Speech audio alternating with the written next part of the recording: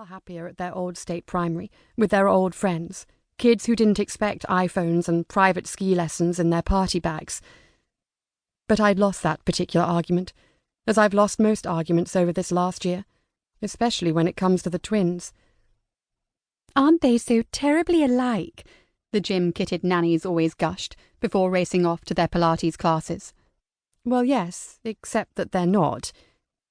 My son always clung to me, wanting to hold my hand as long as possible. But my daughter was forever shrugging me off, longing to fly high, soaring towards freedom. Was that why you chose him? Because he needed you, loved you more? My children both needed me. They both loved me, and I loved them equally. The gritty soil grinds deeper into my cheek as the argument in my head spins endlessly, pointlessly. Annabel will never need me again, and Aidan won't admit it even if he does. That is my punishment for allowing a killer to enter my home, for shielding my shy, sweet, overcautious son and allowing my vivacious, spotlight-seeking daughter, who always faced life so fearlessly, to race headlong to her death. "I'll get it, Mum. You carry on. You're doing a great job." Aidan ambled towards the front door at the sound of the buzzer, but I raised a hand to stop him. "Hang on a minute, love. You know I don't like you answering the door to strangers." "Who says it's a stranger?" Annabel said, leaping up from the sofa. "It might be Uncle Max. He said he had an extra special surprise for us." "Ah." I rolled my eyes. "Just give me one more sec." There. Perfect. Unaware of tragedy lurking round the corner, a malicious spy watching our safe, ordinary family, I actually smiled as I inserted the last of the candles into the blue icing on top of their huge swimming pool-shaped birthday cake. 10 purple ones for Annabel, 10 red ones for Aidan. It would make a stunning centerpiece for their pool party that afternoon. "I'll be right there," I called out, licking a smudge of icing from my fingers and hurrying to the door. But Annabel got there first. "It's a postman, bet you. Look at that giant shadow through the glass. He must have the most humongous stack of presents." "Hope one of them is a new Xbox," added my gaming-obsessed son, moving to stand at his sister's shoulder. "You know your dad's not keen on video games," I said, doing my best not to sound snippy.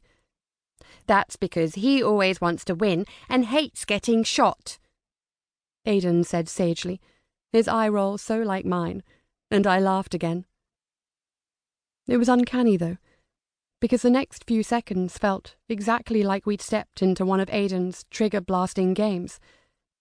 I watched my daughter, 2 steps ahead of me, pull open the front door and look up at the giant shadow wearing army fatigues and a balaclava, but bearing no gifts, blotting out the perfect summer morning, looming larger still as he grabbed hold of both children and dragged them down the side of the house into the back garden, gloved hand pointing a gun at each of their almost identical birthday-shiny faces, and then at my stricken one as I caught up with them.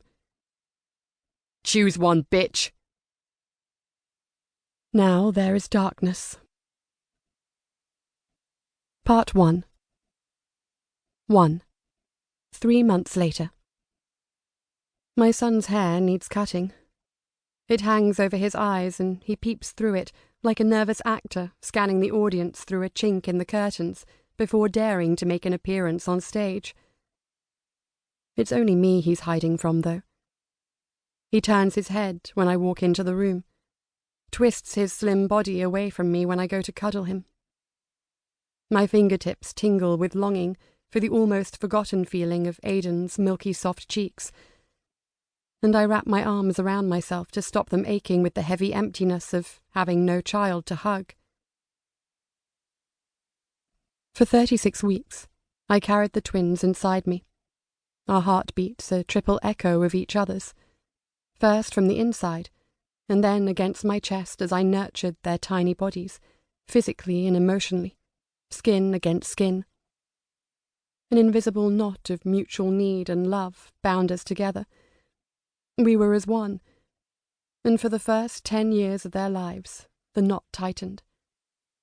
Now it has been ripped apart.